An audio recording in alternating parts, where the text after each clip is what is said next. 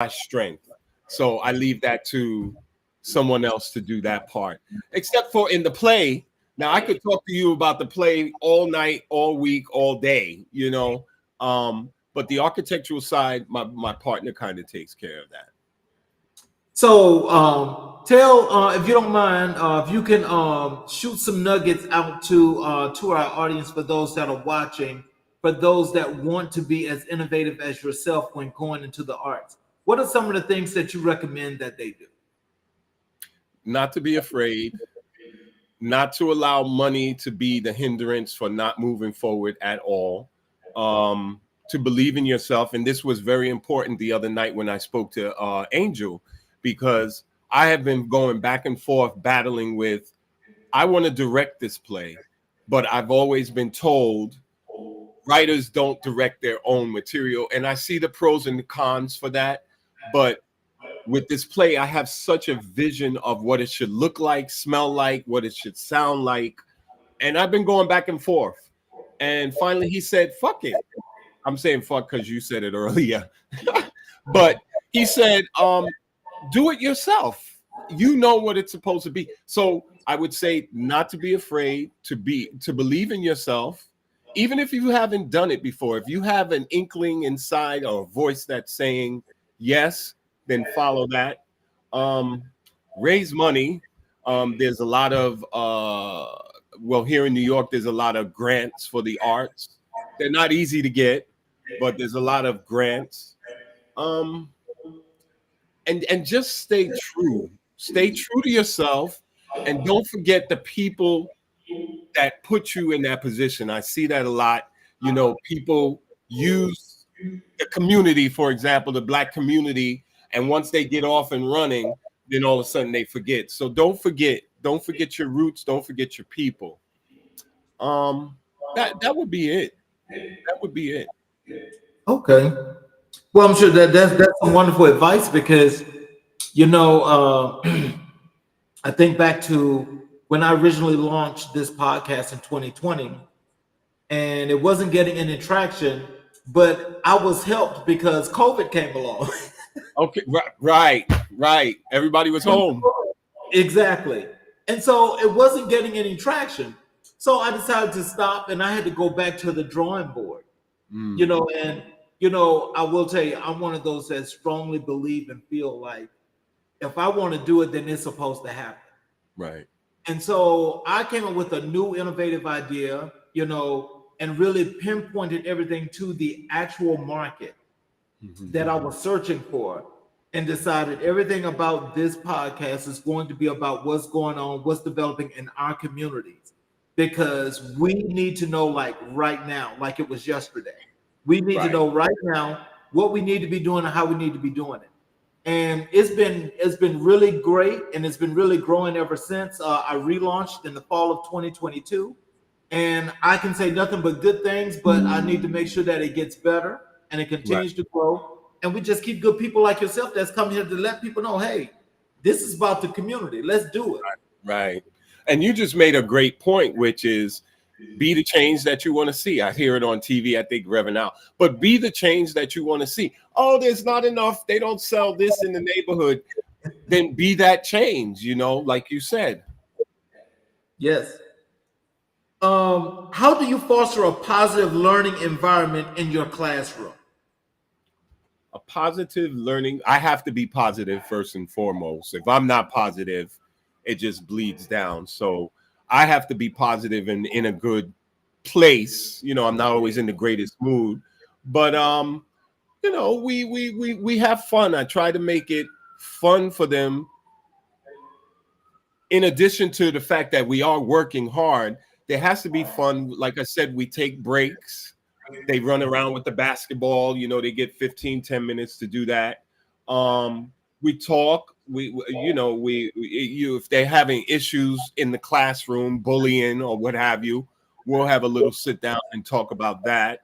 I'm just trying. It's a major responsibility, and then trusting that I have these kids that I'm molding them, and I'm just trying to get them ready for the world.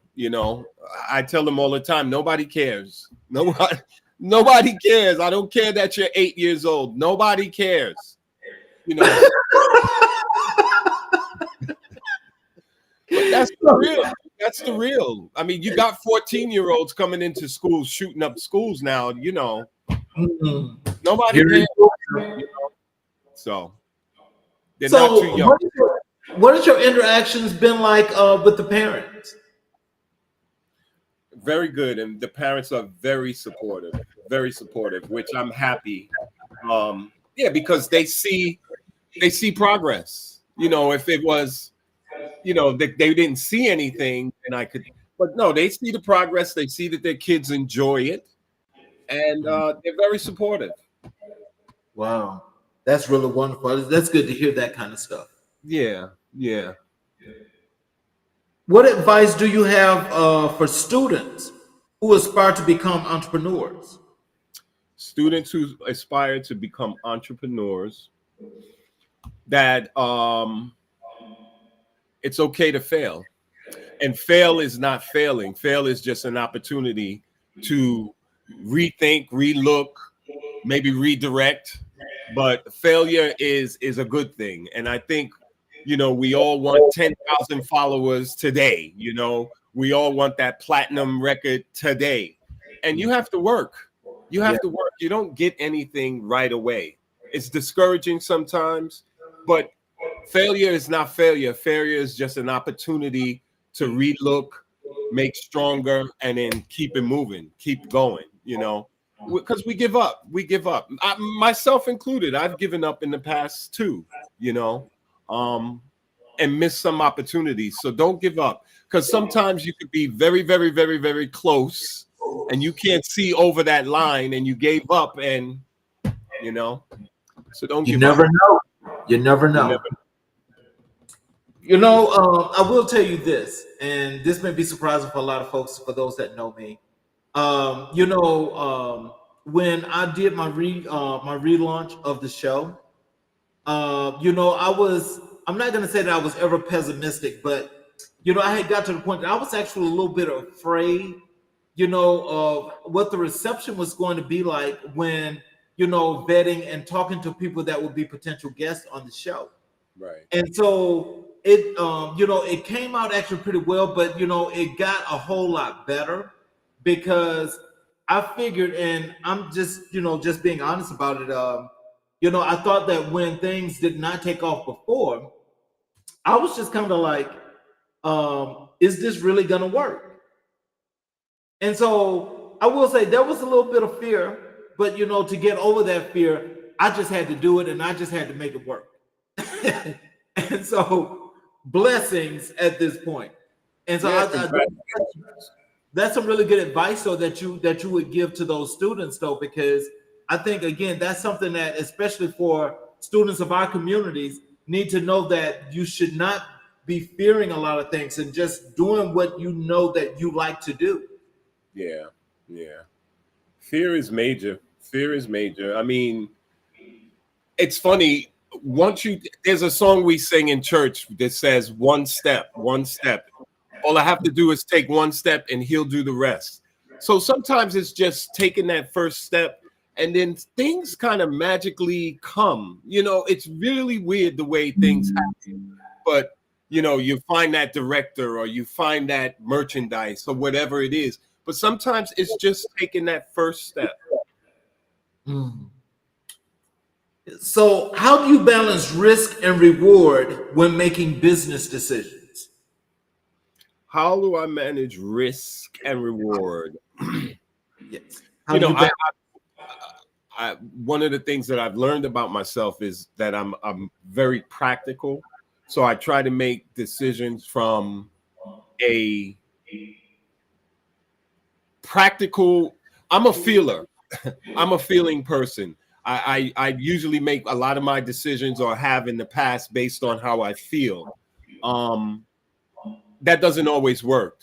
Sometimes you have to be practical and you have to say, okay, if I'm designing this house for this person, and I know that this house is going to cost $8 million to build, but they only want to pay 300,000. I lost my track. But risk. Everything's a risk. Everything is a risk. It's just a matter of how much am I willing to sacrifice. Like if I'm going into a situation that I know is risky, then I'm not going to play all my cards. I'm only going to play a portion of that that's set aside for risk. I try to be in front of anything that can go wrong, but you can't plan everything. You know, on architectural jobs, sometimes we draw a wall in a certain place, and when you really build it in the field, there's a pipe there or there's some sort of hole in the wall. You know, so you have to be ready to um to revise. You have to be quick on your feet in terms of revisions, in terms of having alternate plans. I don't know if I answered your question about risk because I know that was the biggest word there. But everything to me, you know, whenever you're doing anything that is stretching yourself, it's a risk. Risk. So I just try to be as practical about it as possible. So, do you think practicality is your way of being conservative, or is it just wanting to just take that time to build? Well, for me, because most of the stones on the scale are on the emotional side. So for me, practicality balances that out.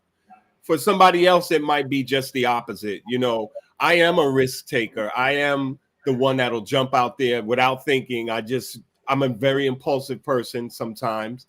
So for me, balance is being practical, being to think about things.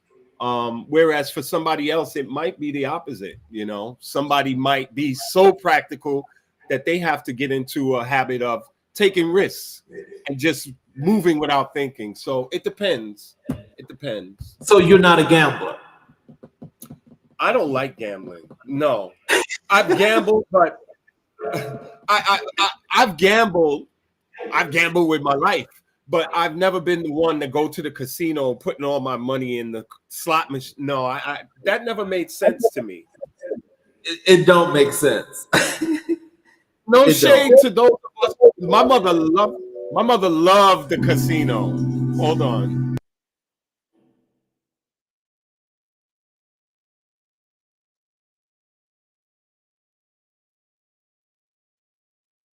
Just give me a minute. My mother loved the casino. She would be in the she lives in North Carolina now, but if she was here, she would be in that casino at least twice a month. And I just never it just never made sense to me. Plus I don't win, so I'm tired of going, you know. So, what advice would you give to aspiring entrepreneurs?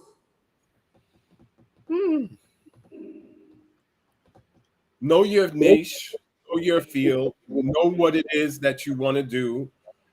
Know that you don't have to have it all figured out prior to starting because you figure it out sometimes as you're moving along. So you don't have to have it all figured out. Um, Make sure that you love it. Make sure that you're very passionate about it, that you go to sleep, you think about it, you wake up thinking about it, because it makes no sense to be in architecture for 18 years and absolutely hate working in that field. So make sure it's what you love. Make sure that it's offering a service to others too. That's the main thing too, is, you know, we get so selfish in that we got to have it all and we got to do it. No, it should, God blesses us so that we can bless others. So I think that's the main thing. Can you tell us, how do you measure success in your role as an educator? Well, results, obviously, results are the main factor. If my kids, you know, at the end of the year when we have our performance, if they can't play through a song, then I know on some level I wasn't successful. It always comes back to the teacher, which I hate that, but it's true. Um, yeah, and I set goals for them along the school year. So are we meeting those goals? You know, a kid that couldn't drum in September, can they at least play something in February? So we set goals and results. We measure the results. So, what are some common misconceptions about entrepreneurship that you address in your classes? Misconceptions about entrepreneurship that I address in my classes.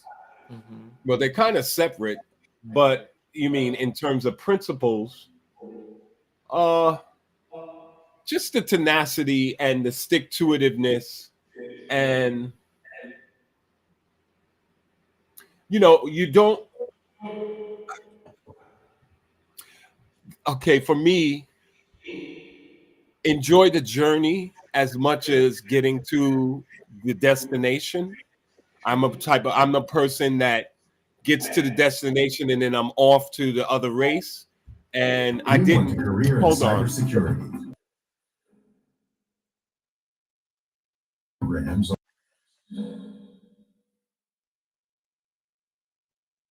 Where this sound was coming from. It's in the background. But I tend to miss the journey, the roses along the way to the destination.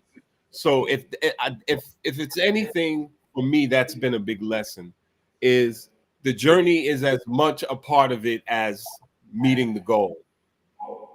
Okay.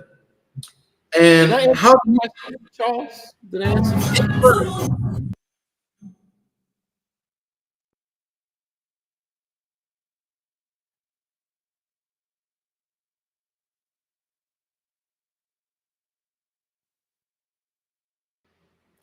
I apologize for this.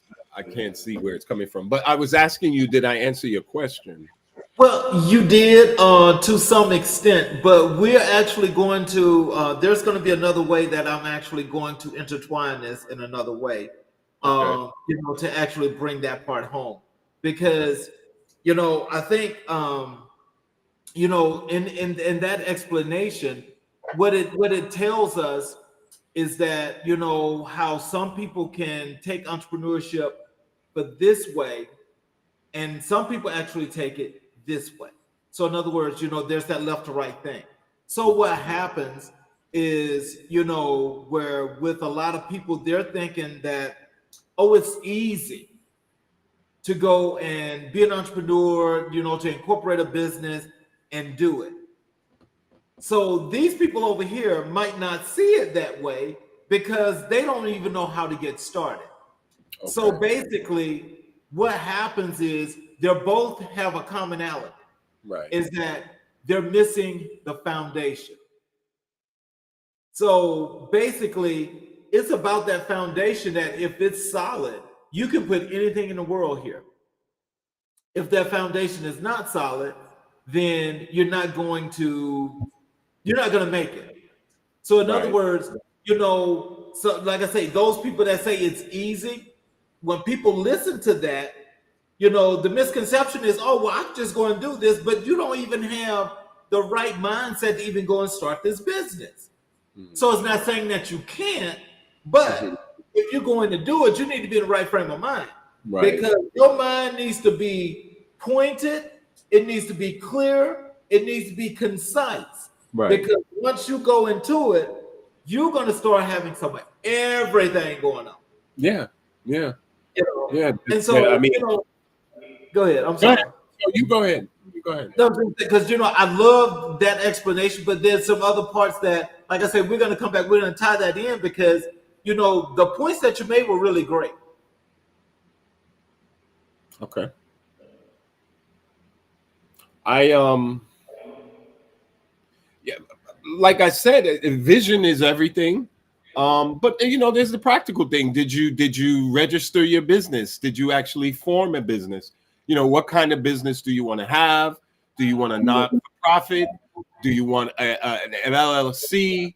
Do you want a corporation? You have to figure all that stuff out. And if you're like me, who just upped and quit one day, are you practically prepared to support yourself for a period of time while you devote your attention to this other thing that you're birthing and you're building? So there's the practicality of it. Can you pay your rent? Are you gonna, can you pay your car note? Do you have to sell your car? Different things like that. everything is about sacrificing, and sometimes we have to give in order to. Sometimes we have to get rid of and let go in order to get to where we're going. So, yeah. Yep. Just like you said, though, the one thing I would not recommend that people do is I think I was overconfident. When I say I was overconfident, it's not like it was the worst thing in the world because I actually funded my own business when I started, right? Wow. But on top of that, this is the thing we say you have to be careful about some things that you do because it's about the mental. I also went out and bought a brand new car that same day that I quit. Mm-hmm. So I stacked more debt than I was Right. gonna have. Right. Right. I might have done the same thing, Charles. Don't feel bad. You So know, when I I'm left glad. my job, go ahead. Yeah. I'm sorry. No, go ahead. I mean, it was, I'm laughing about that now, but I mean, that was actually serious because I didn't think about what I was stacking on top of this because now I had a whole bunch of other stuff, right? And so Yeah. now I'm like looking at all of this. I got this whole big old bubble here, and that bubble got so much stuff in it. It's Yeah. like I can't let that bubble explode. Right. Right. Right. So, it's like this is either sink or swim. Yeah. And that's it. That's it. Yeah, Sink or swim. And a lot of people surprise themselves and realize that they are swimmers or at least floaters. You know what I right. say? And that's that fear part that you have to overcome. But you don't know until you jump off the cliff, really. That's true. That's 500% correct. How do you balance your responsibilities as an educator and an entrepreneur? Well, I do teaching 8 hours a week. Well, it's going to change. And the other hours are devoted to my business. So I teach 4 days a week for 2 hours, and the other hours either on the upper end or the bottom end are devoted to the business. So that's how I do it. And I'm very good at, I wouldn't call it multitasking because I'm a horrible multitasker, but I like multiple different things to be doing. I like to go roller skating and then be in the movie theater. I like that. So I like having that ability to dance around to these different things. There's only So, three. is that would you consider that time management? It's time management in that, yes, I have a certain amount of time allotted towards teaching, and then I have to allot a certain amount of time to my business and production, because a large part of what I do in the business is produce. I'm designing and I'm also producing the drawings to give to the contractors. So there's deadlines involved, there's cost analysis involved, there's pricing. There's a lot of stuff that I have to deal with. Also, the consultants, like I don't do the structural work. I don't. Driving the Nissan Rogue Hold with on. Google built in.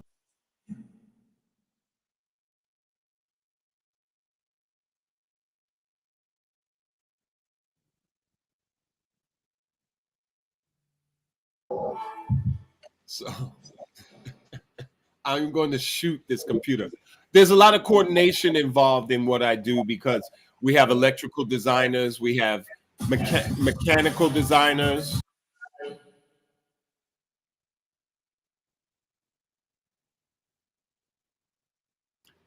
So I have to manage that time, in other words. And it's not easy. It's not always easy. Sometimes I'm up till 2, 3 o'clock in the morning because I have to meet a deadline. So, and I'm not So, young. how has your entrepreneurial journey shaped your personal growth? I have to say, for me, it's the other way around. My personal growth has shaped my entrepreneurial, because I'm me personally, I'm into a lot of self help, a lot of self growth, therapy, that kind of stuff. And in the past 2 years, I've done a lot of introspective work, And the better I get to know myself, that shows up on the outside. The better that I'm more relaxed with being vulnerable, with accepting certain strengths and qualities, because that was always a big thing for me, is that I always kind of hid my talents kind of under a chair. Now I don't have a problem with letting everybody see it and being confident and comfortable with that, and it being okay. So yeah, that would be my response to that. Okay. For me, it happened in the reverse. The more I grow, that shows up in my business, my interactions, my relationships. So Before we get to my favorite part of my part, I call it a segment of what we're going to do. I want to stray away for just a second and I want to play a game with you. I'm going to ask you some okay. words. I'm going to give you some words, and I want to know the very first thing that comes to your mind. Oh boy. I hope the music doesn't play, but okay. Are you ready? I'm ready. Pessimistic.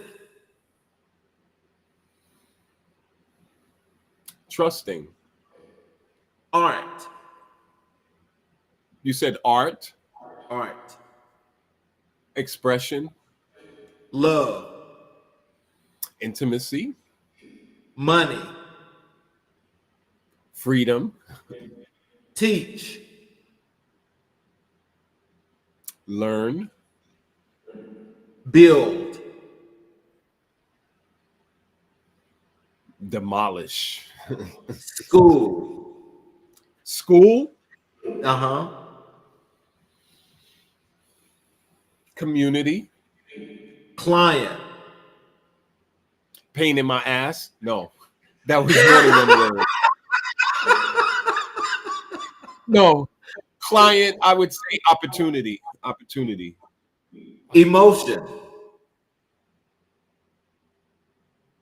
Strength. Strength. Run.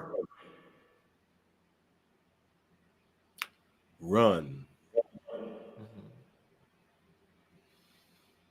I'd say escape. People.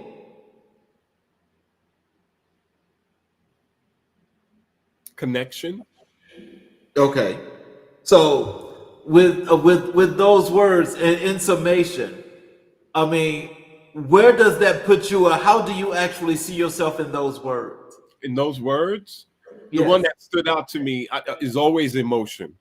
Is always emotion. I have always been perplexed.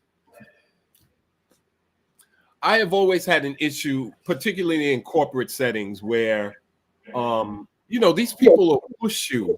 They'll just push you right to the edge and then say, don't be emotional. You're being, and it's like, but I have these emotions. How are you telling me not to use them if I have them? So that word always stands out to me because for me, I have had to learn how to either express them in a different way or just to understand what's going on with me emotionally. Like I said, I'm a feeler.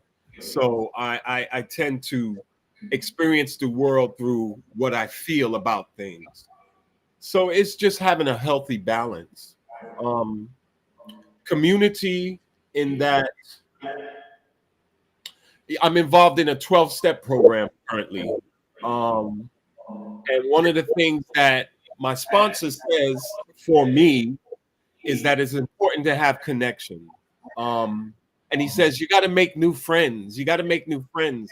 And I'm like, I have friends. I have friends that I have built over years. I don't just meet you and, oh, you're my friend. No, that's not how it works for me. But I am finding that in connection to new people, new ideas, that does something for me as well. Those were the two words that kind of stood out to me. Okay. Yeah. And and so with this, and when I was asking those terms, I was looking at each of these terms as to just thinking about in some of the answers to some of the questions and so forth. How did they relate to the things that you're doing as to your actual entrepreneur journey and in your classroom. Because I'm sure that you see a lot of kids that are pessimistic, and you run across some of your clients that may be pessimistic in a lot of ways because they have trust issues, you know. Right. Right. And so, just as you go all the way down, the one word I will tell you that was surprising to me is that when I asked you about art, I was thinking that you were going to mention the term creative, Uh-huh. because you seem so creative in all the things that you're doing, and how you visualize and how you see things, Right. but then how you create. Right. Right. What did I say? I don't remember what I said. Art. What did I say? Uh, Expression? I can't remember what it was that you said, but I know it wasn't creative though. Wasn't creative. Yeah. Yeah. So this is my favorite part here. So I want to tell the audience this before we get going. Is I saw you on TikTok, Right. and I just love the TikToks that you do. And it seems like each and every day, for all the malarkey that's put out in main media, you have a way of making it a target. And I just love the things that you say when you speak to the public in general. What got you into that point of your life? TikTok or my commentary? The TikTok commentary. What got you to doing that? I discovered TikTok during the pandemic. And at first it was about dances, and then people were started posting some serious content. I posted some stuff, but then also Dickhead was running for office at the time, so Right. that was the current events at the time, and for some reason we New Yorkers knew that he was bullshit because we experienced him here. And then I just started talking about stuff, and it's so funny because I had people say to me, "You used to be funny. You used to be so lighthearted. Now you're so serious." And I told them, "You're free to leave. You're free to leave." But I'm passionate about people's needs being serviced and nobody left out. And of course, we live in America in black and white, right? We live in America, so I'm not stupid, but I just can't deal with stupidity, and I have to talk about it sometimes. So that's how that kind of happened. Well, I want you to know you're doing the world a lot of service with that, because I think anybody, no, and this is serious, because I think anybody that looks at your TikToks, they're not atypical. But because they're not atypical does not mean that there's not a meaning there. There's an actual meaning there, even though I love your mantra, and that is how do you say it? You are not. I'm just a man with an opinion based on my experience. I don't claim to be an expert. Right. I love the disclaimer. Right. That lets me off the hook. Because I tell you, sometimes I've gotten on there and I've made a fool of myself. I've given some misinformation or some wrong, or I said somebody's name wrong, and I had to remove the TikToks. So I try to be more careful about the information that I'm giving. Hold on.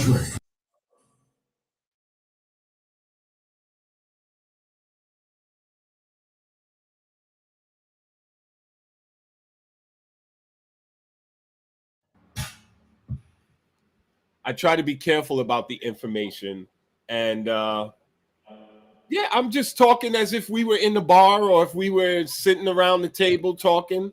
That's basically how it happens for me. So, what inspired you to start sharing content on TikTok?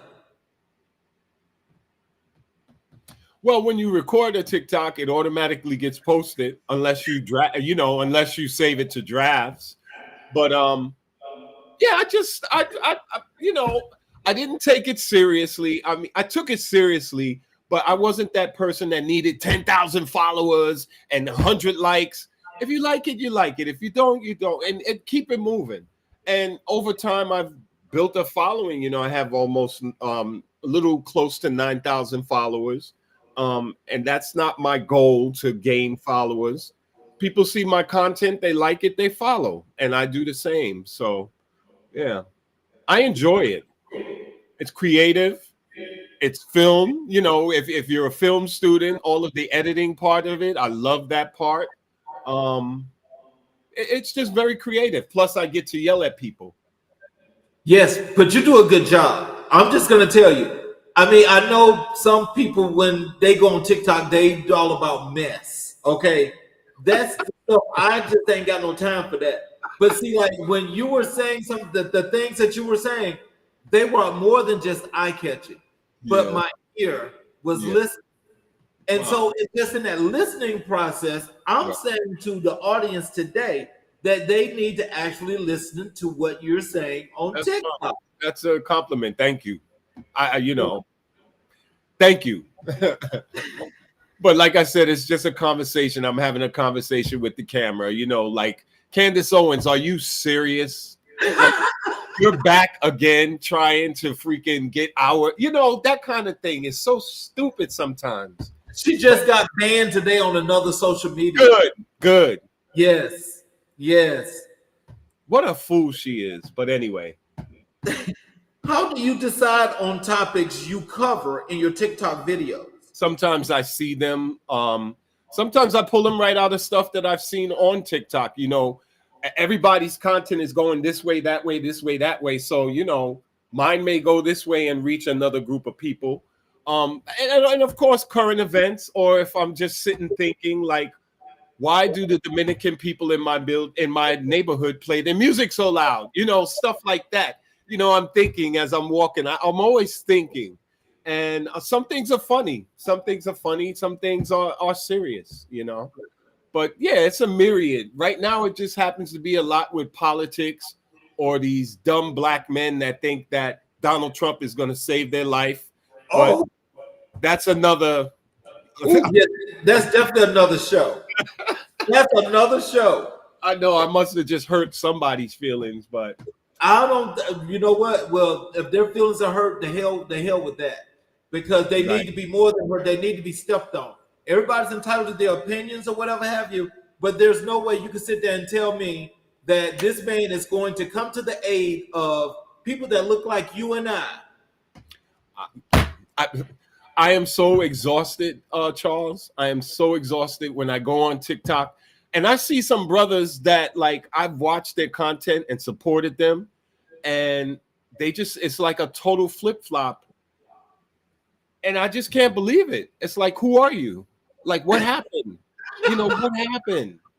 You know, they were in the barbershop and they came out, and now all of a sudden, everybody's a political expert. Ooh, Everybody's an expert.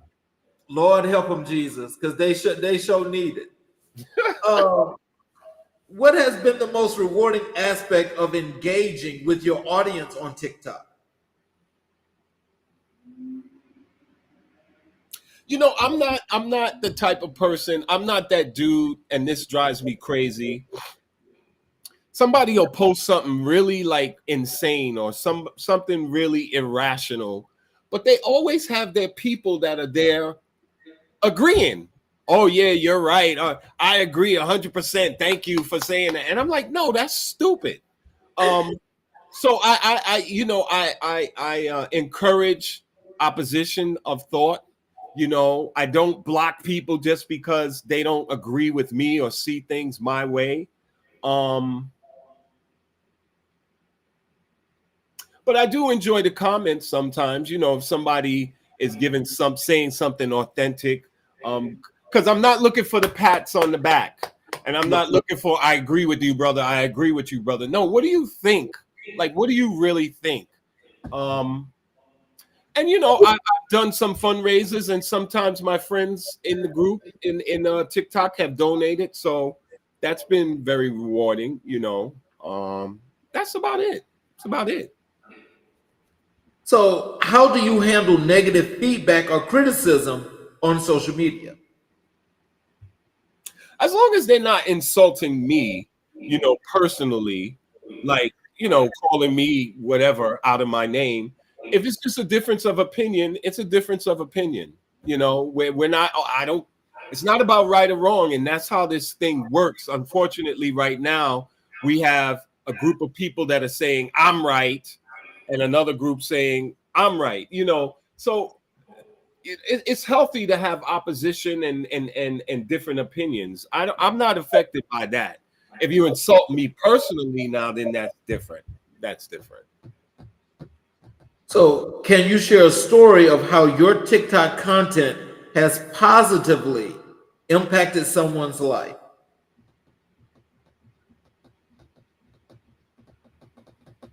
I think that just in general, I won't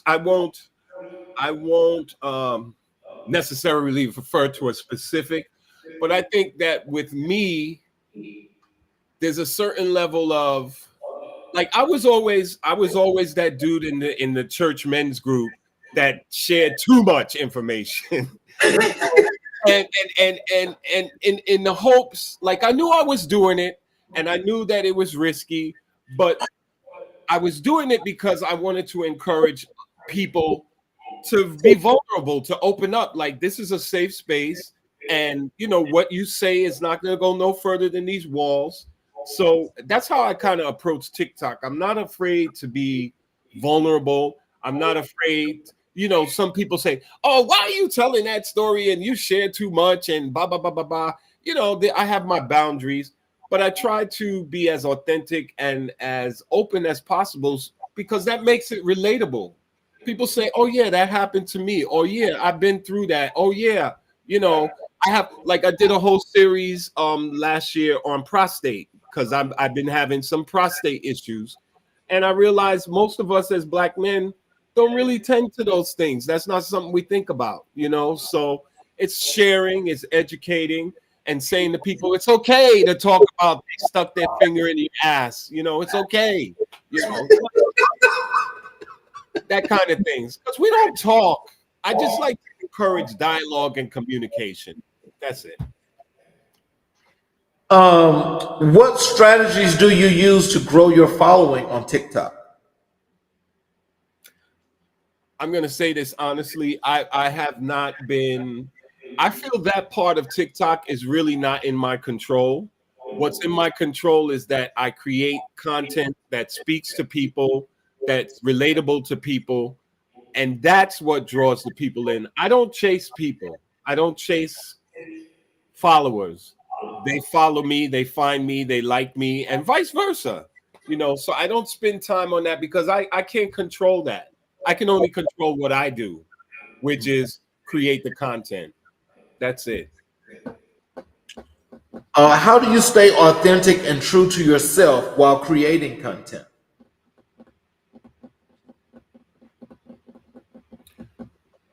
Well, like I said, I just try to be as honest as I can. I try to be careful that I'm not hurting anybody with my whatever delivery content. Um, and I just try to have fun, you know. I just try to have fun. That's it. What role does TikTok play in your overall career and personal brand?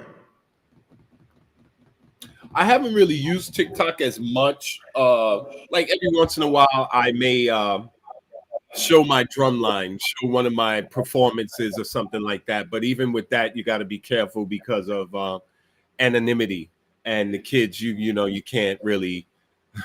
I remember one time I was in rehearsal and I was recording them, and one of the students raised his hand and said, "You don't have permission to record me." Oh, angry. So funny. But I haven't necessarily used it as a business tool. It's just another tool that I use to as a creative outlet. I am going to use it more for the play once we start really ramping up. How do you balance creating content for TikTok with your other professional responsibilities? Most of the content that I create is very early in the morning. I get up around 5:30 and I go to the gym, and I'm usually in the gym until about 9. And when I'm coming home, I don't know if you noticed, there's this one area outside that I sit under the trees, and I usually Yeah. just make a beeline for there, and I watch some TikToks. And if I'm inspired to do one, that's the time So I do the TikToks usually early in the morning, or I'm standing here in the living room at my window. But it's usually in the morning. It's usually in the early day. What future plans do you have for your TikTok platform? You know something? I wish I cared more about the monetization of TikTok. That's an area that I haven't really like paid attention to or delved into. You hear these people, they make all this money, they're buying cars, and I wish I kind of was motivated to deal more with that. But I just want to continue to make content that speaks to people, that speaks about real issues and experiences that I've had. You know, I did a series on crystal meth because that was a big and still is here in New York. Excuse me.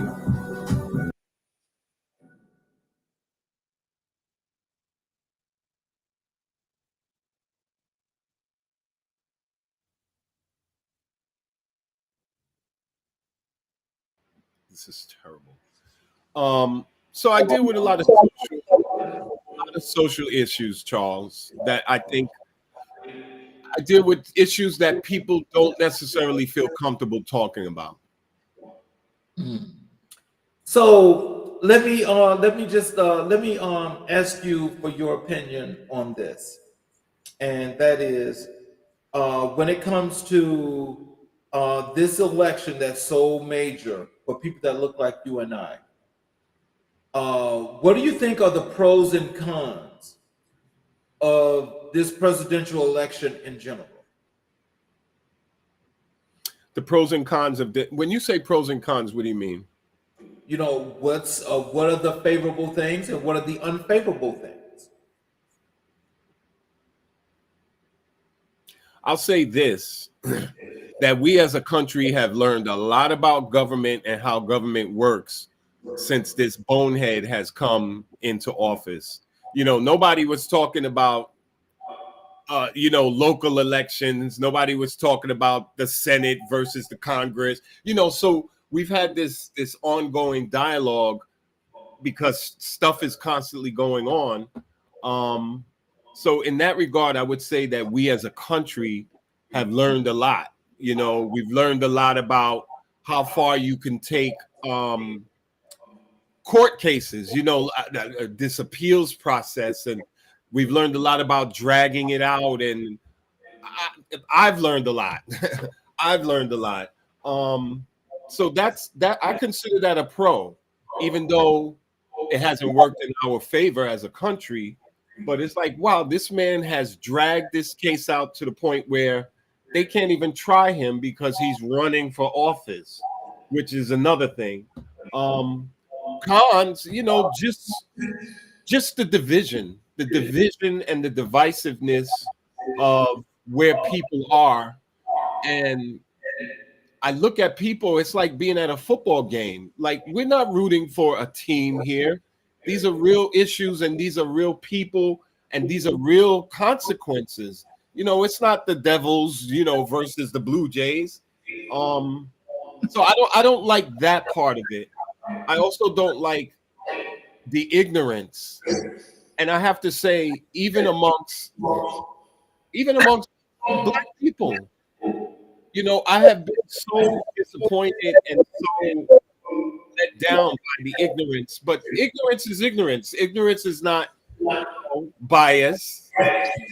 Anybody could be stupid, Yes. but that's the cons. Just the misinformation and people just regurgitating it without knowing. We are lazy. We are a very lazy people as So Americans.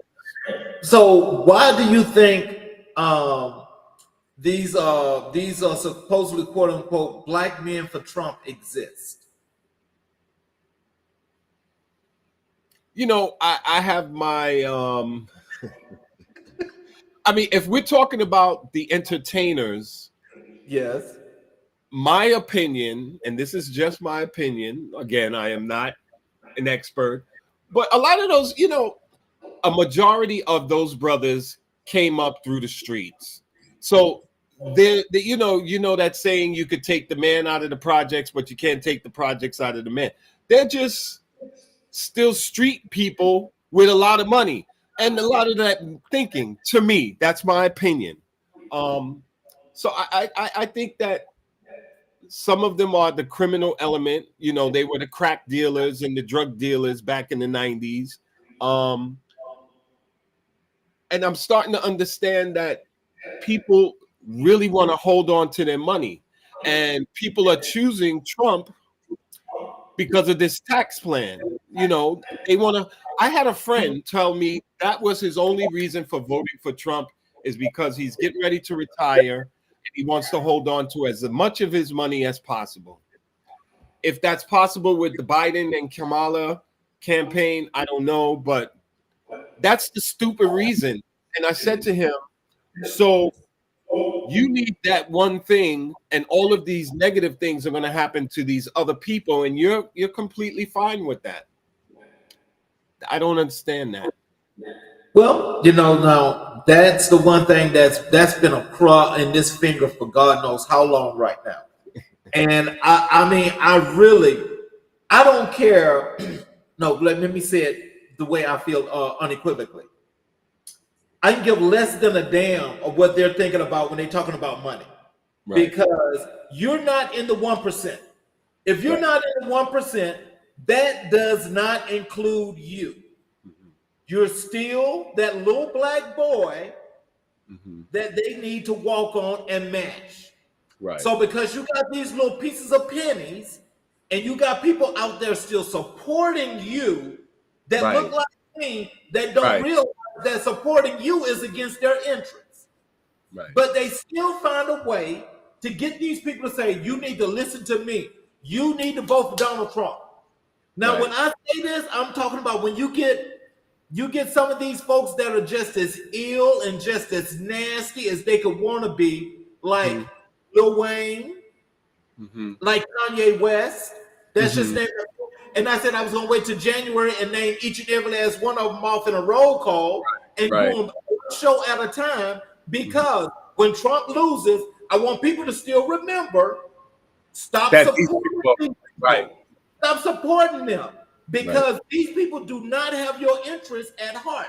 That even includes the athletes.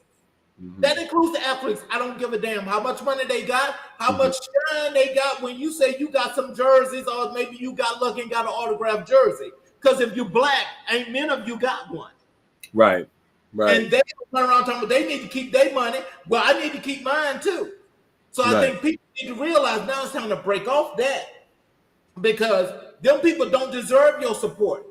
They are the very ones that once Donald Trump loses, they're going to come up with that same shit that you need to come and buy these $3,000 tickets to come and support them in a concert, when you going and you maxing out a credit card and you can't even pay your rent, can't pay a light bill, thing. So if you're going to call and say, can you pay my rent? No. Right. The choir is going to come and sing now. No, but I have to backtrack a little, because not all of us as black men are criminal element. That's true. But I have to say that the amount of misinformation and disinformation, and it's not even the misinformation, it's that people hear it and then now they're saying it, and they don't even know if it's true, if it's false, where it comes from. She locked up a whole bunch of brothers in when she was a cop. Stupid. She was not a cop. She was not a cop. But she locked up all those brothers. Oh, now she's Indian. The stupidity is just boggles my mind. It really does. Even so far as, and I know this is not a political commentary, but even understanding that a lot of the financial stuff that we're in now was fallout and leftover from Donald Trump. They don't understand that sometimes. oh, Biden and Kamala messed up this and they did that. No, stupid. That was carryover. Biden is fixing a lot of that. Obama had to do it too. Absolutely. Absolutely. Listen, now you get my TikTok spirit out. I should make this a TikTok. Okay, because let me just tell you something. This whole thing that they're doing, it just irks my whole soul. And it irks my soul because, as you mentioned about what happened prior to Biden and Harris getting in there, Right. is that you got all of these folk that still are running around here saying that Biden and Harris are the ones that spent all the money. Right. I'm sitting here thinking like, you dumbass. See, these are uneducated folk that don't know how to read, don't know how to think for themselves. Now, these are these entertainers and these athletes that's doing this because they ain't got a brain in the world. The only thing they say is, oh, I got all this money. So you think. You're not in the top 1%. So believe me, regardless of the case, you are going to get hit. They're gonna find a way to take that money back. You know, Dr. Umar, I don't always agree with him, but he was talking about interracial marriages and how these black men, black athletes, black entertainment, but black whatever, marry these white women, and then something goes south, and then they get all Tiger Woods, for example. He's talking about keeping the money within our culture, but you wind up having to give it right back. You made all that money, now you got to give it back because you got to pay alimony or what have you. And I was going to say two things. They're constantly talking about this Asian crime bill. We don't have a crime bill, stupid. We have the Civil Rights Act, or just craziness, Well, see, when you talk about Tiger Woods, I want you to exclude him from the atypical folk that want to try to build our communities. He ain't never gave shit back to the black community because he's not considered as black. He says he's not black. Right. So why the hell are we supporting that? I heard the other day he calls himself Calabasian or whatever that is. I don't even know what that is. Whatever that is, he can go and put that under a rock and sit on it. I say in my TikToks, at the end when the flood comes, there's going to be two ships. There's going to be one for the white people and there's going to be one for people of color. And all these crazy mixed up black folks that are not killing, but leading us down to the Byron Donalds and the Tim Scotts and the Candace Owens. And y'all better have your life vest because you're not getting on the black ship either. So you better have a life vest that is going to keep you afloat until whoever comes to get you because... And pick your ass up because we ain't picking you up. No. How do you come back from that? But we're so forgiving and we're so loving and we're going to open arms and we'll take them right back. But I'm sick of that. I'm sick of it. And so, there are several shows like this one that's doing this like now on a continuum every day now. That's asking this very same question as to what is going wrong with these supposed black people with these platforms that are like just running around here telling these lies. And everybody is trying to correct the lie, and you can't do anything else other than correct Donald Trump's lies. And they are all running down that same track, expecting that they're going to get that same treatment when they realize that's not going to happen. Then what happens? Right. Do people really still support that? Right. You got to be crazy if you support that. Yeah. I've thought about running for office, but I would never. I would never. If you did, believe me, we would have you on this show every week making sure we prop that campaign up because I know that it's about the realness. And if you ain't real, then you can't do it. Well, I think that there are, I don't think that, what is her name? Jasmine Crockett. She ain't playing no games. She ain't going there to DC to play no games. I think there are a lot of people that are not there to play games, but I think it's just too much. I could never. I'd rather be in the trenches with everybody in the trenches than to do that. So my final question for you for this wonderful show, because I mean we could do this forever.